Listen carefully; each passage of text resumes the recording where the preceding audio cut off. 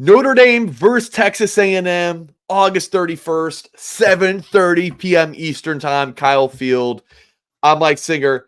That's Tim Hyde. We're going to give you 3 keys to the game and look at the Odd Shark prediction for the game. So look at what the computer's saying. Tim Hyde's going to give his prediction as well. And I might chime in as well with my score prediction. Hit the thumbs up on this video, folks. Make sure you hit the little thumbs up. Subscribe to the channel for more content. Tim and I will be live right after the game. Win or loss, snow or rain, whatever the case may be, folks, we're going to be live on this Blue and Gold YouTube channel. So, Tim, let's get into the 3 keys. Number 1, you've got Notre Dame's prized offensive coordinator, the prized quarterback, Mike Denbrock, Riley Leonard. What are you thinking here with having them your first key here? Yeah, we could call these guys the Hall and Oates of Notre Dame for 2024. These two guys are going to be linked. And the more you break it down, the more you think about this entire season, where Notre Dame's going to go. Can they get into those playoffs? Can they make a Final Four run, a championship run? It's going to be these two guys. And this is going to be the story of the entire season, however you look at it. So Riley Leonard is talented as could be. Before he got hurt last year, you go back and you start looking at his quarterback, his QBR, which ESPN throws all the metrics in. He had 2 games in the 90s. The year before, in 2022, 9 out of his 13 games were 80 plus, which is like beyond elite type of football. So he definitely has it in him to be one of the premier quarterbacks in college football this season. So I'm really expecting that.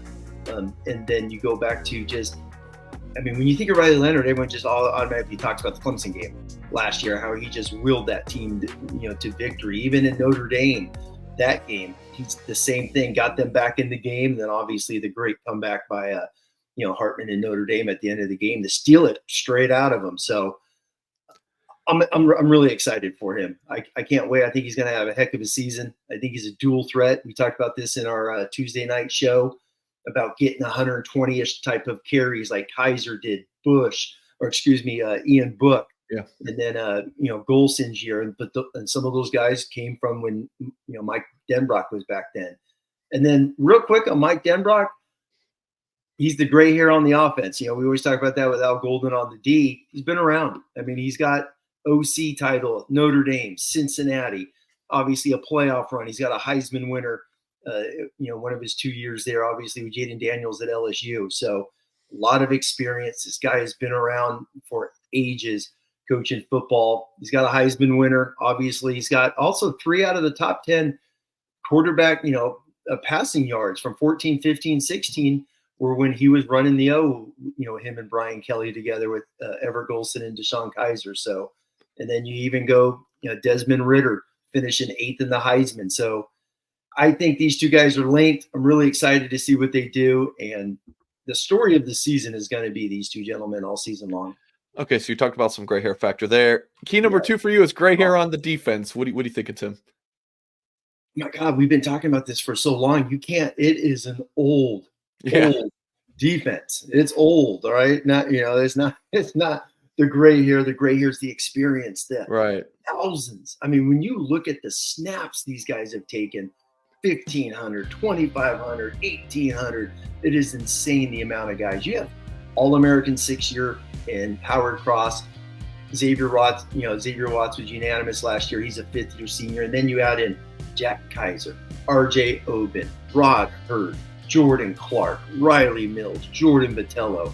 Yeah. You got a lot of guys that have played in big football games. These are all Power 4 elite conference football players joining out there, and is going to mend all these little young guys that are going to be all over the field, replacing the guys that got drafted last year. So when I say the gray hair, it's all that experience, and it enables Al Golden, year 3, to keep designing things like, an elite defense last year. Everyone's expecting this defense to rival the 2012 unit, one of the greatest ones in Notre Dame history. Yeah. So, and it really comes from Al Golden. Al Golden's scheme, and all these old guys able to communicate, process information at a high rate during the games and move those things along. So Al Golden, all these vets, super, super excited to see what they're going to do together this year. Your third key, Tim, is a sophomore surge. Tell us about this. Yeah, you know what? We could sit here. I mean, we've talked about O-line, this line, the other line, the sideline. We've talked about, we've been talking about things for 8 months. But you know what? When you start looking at the two deep, you start looking about the players. We always talk about Great House, Faison, Love, but you're like, these are all sophomores. Mike, there are 13 sophomores on the two deep. 13. There's going to be 7 sophomores starting. You got Love, Greathouse, Faison, Christian Gray, Drake Bowen, Sam Pendleton, Don Schuler, sophomores. So we talk about these old guys. We could talk about Mike Denbrock. We could talk about obviously Riley Leonard, his legs, the accuracy inside the 20 and in, how sharp he is, an NFL type of quarterback. But I'm telling you, man, the more you start looking at Notre Dame's season, the long haul, it's going to be these key guys. And Notre Dame, the history of Notre Dame, they've always had young guys rise up on championship teams, made huge presence. And then when you look at the two deep, obviously Cooper Flanagan's going to play a ton. Boubacar Traore, we're expecting big things from. Mookum has been mentioned. And then you got Sullivan Abshers on the two deep, Luke Talich. So very, very excited to see what these young guys doing.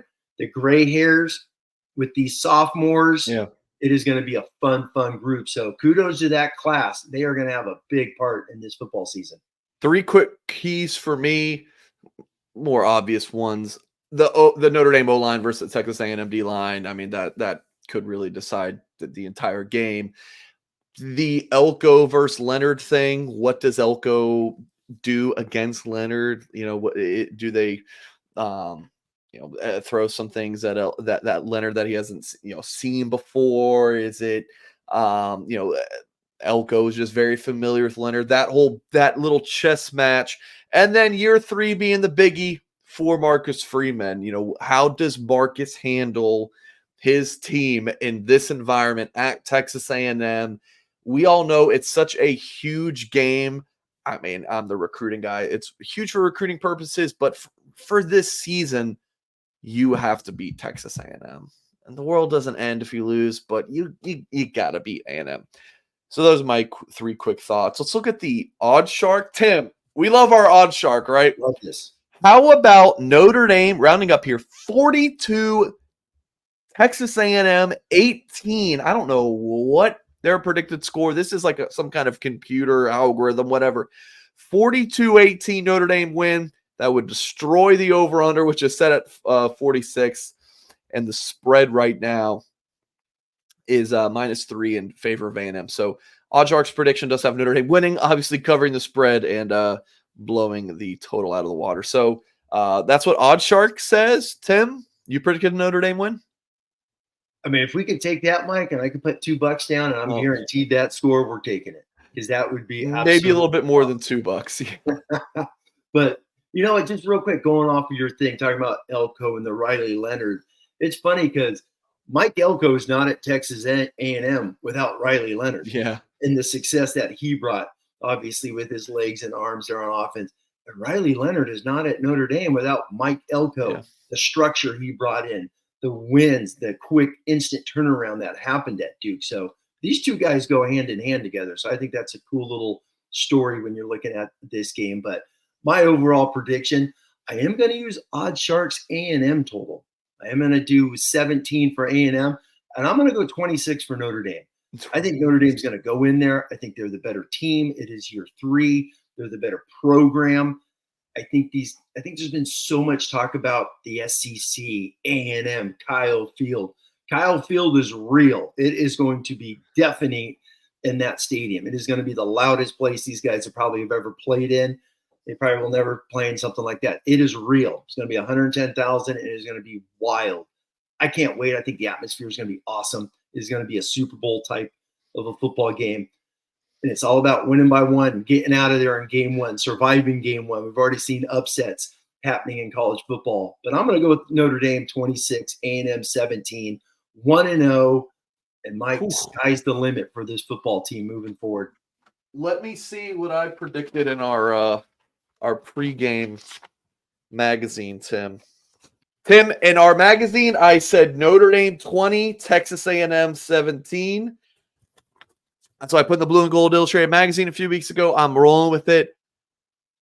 I'm nervous, but I like Notre Dame to eke out a win. It's not going to be pretty, and I think if these two teams played later in the year, I think Notre Dame wins big.